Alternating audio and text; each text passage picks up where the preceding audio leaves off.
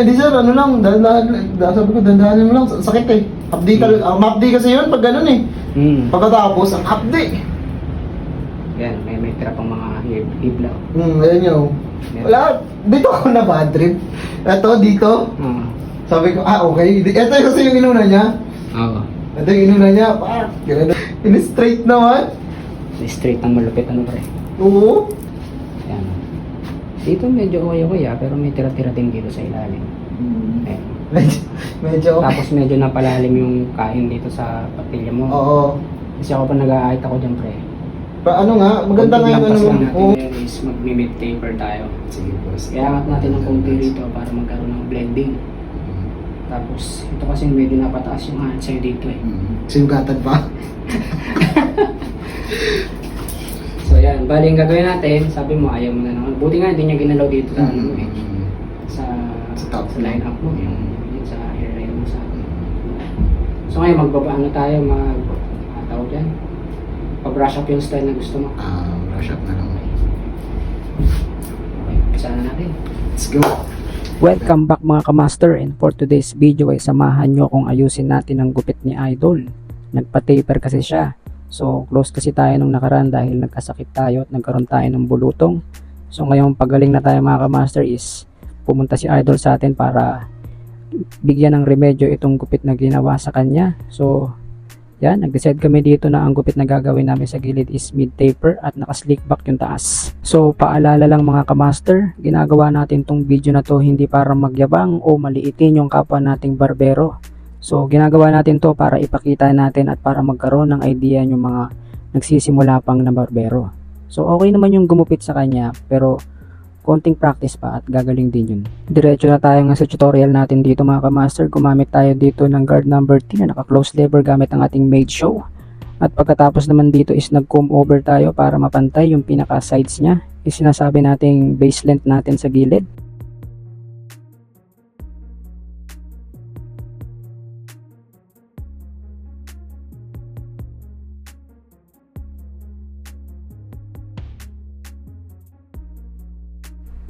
Mag-umpisa na tayong mag-blend ngayon mga kamaster. So gumamit tayo dito ng guard number 2 na naka-close lever. So yan, hindi naman masyadong mataas yung ano, pero lalagyan natin ng magandang transition yung pagbe-blendan natin. Gamit ang aking Apex Barber ay gumawa tayo dito ng triangular guideline. So yan, medyo mataas-taas dahil mid-taper yung gagawin natin dahil nataasan na rin. So yan yung pinaka magiging guideline natin. So kailangan natin linisin yung pinaka ilalim. So yan mga kamaster, gumamit tayo dito ng shaver.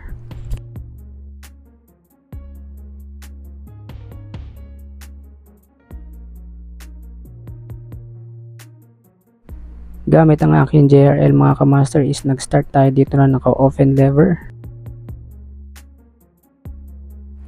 Gumamit naman ako dito ng guard number 1 na naka-open lever.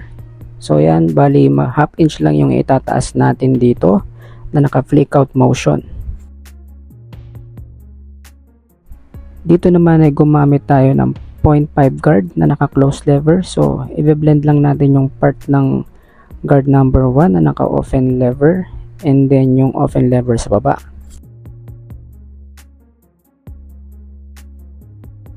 Dito naman ay hindi tayo gumamit ng guard. Naka-close lever tayo dito at nilaro-laro lang natin yung lever.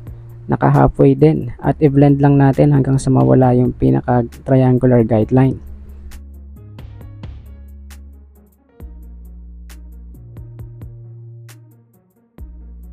After natin mabura yung pinaka-guideline mga kamaster is gumamit ako dito ng 1.5 guard para mas soft lang yung pinaka-blending niya at mas magkaroon siya ng mas magandang transition.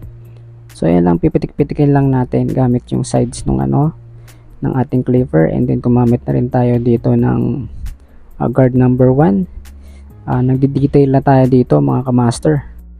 Sa pagdedetalye naman mga kamaster ng ganitong mga klase ng mga gupit kagaya ng mga taper or fade or mid fade. So pag magbe-blend kayo mga kamaster para gumanda yung transition niya is lumayo-layo kayo at tignan nyo rin sa salamin kung okay na. So yun yung doon kayo magbe-base kasi doon yung makikita kung maganda na yung blending. medyo layo kayo at ipahinga nyo yung mata nyo hanggang sa makita nyo kung maganda na yung transition sa malayo.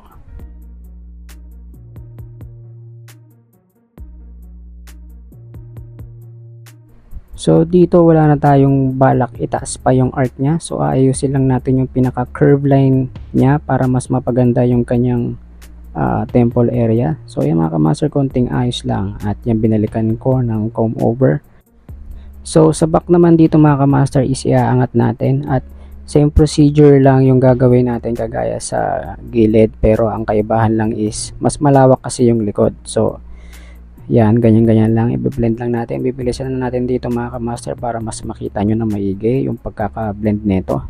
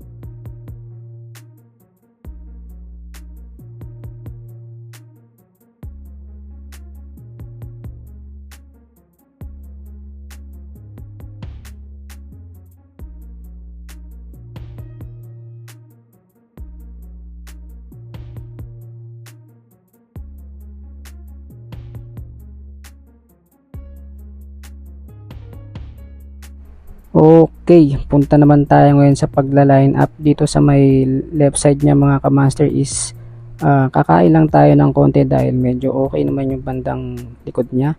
So dito lang napasobra sa may bandang tenga niya. So ayaw na nating paangatin yan. So hindi ko na yan masyadong ginalaw dyan.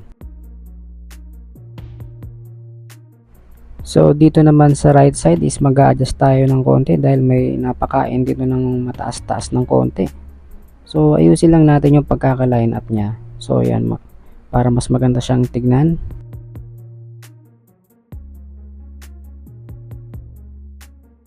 After ko mag-line up dito is binalikan ko tong bandang right side sa likod. So binlend pa natin ng konti dahil may nakita pa akong mga dark shades. So ganyan lang mga kamaster pa nagbe-blend ka. So katagalan kasi minsan hindi natin napapansin. So balikan na lang natin. Makwento ko lang mga kamaster, ito kasing si Idol is magbabakasyon to, kaya ngayon is hindi niya masyado na-appreciate yung unang gupit niya, kaya kailangan nating ayusin. Kaya yan mga kamaster is pumunta siya sa atin. So napakahirap naman yata magbakasyon ng ganun, kasama mo yung girlfriend mo tapos ang pangit ng gupit mo, di ba? So hindi ko naman pinupulaan yung gumupit dito nung una ha. Ang mahirap lang kasi dito mga kamaster is kapag meron karang regular barber na talagang laging maayos yung gupit mo at sobrang taas ng tiwala mo dun sa barber mo at mapupunta ka sa barber na feeling mo pinaglaruan ka. So mahirap talaga yung ganun, magkakaroon talaga ng comparison between the barber na pinagupitan mo and dun sa pinaka barber mo talaga. Yung spoiled ka sa barber mo tuwing nagpapagupit ka, tapos magpapagupit ka sa iba na hindi ka pa napapagpagan, basa pa yung buhok mo, tapos ang dami pang buhok sa balikat mo. So in that case, humihingi ako ng pasensya dun sa mga regular client ko na ginugupitan ko palagi dahil nagkaroon tayo ng bulutong ngayon, kaya nakapagpahinga tayo ng mga haba-haba. So ngayon pabalik na tayo. So ayan mga kamaster, ayusin natin yung mga gupit na hindi maayos dyan. Hanggang dito na lang ang ating video mga kamaster. Sana meron tayong napulot at meron tayong natutunan sa video na to. So ito na yung pinaka-actual result ng gupit ni Idol. So ayan mga kamaster, kung makikita nyo, instant model dito si Idol oh. You know, what's up? Apakaangas niyan. Maraming salamat mga kamaster. Don't forget to follow and subscribe our channel. Thank you. Bye bye. God bless po.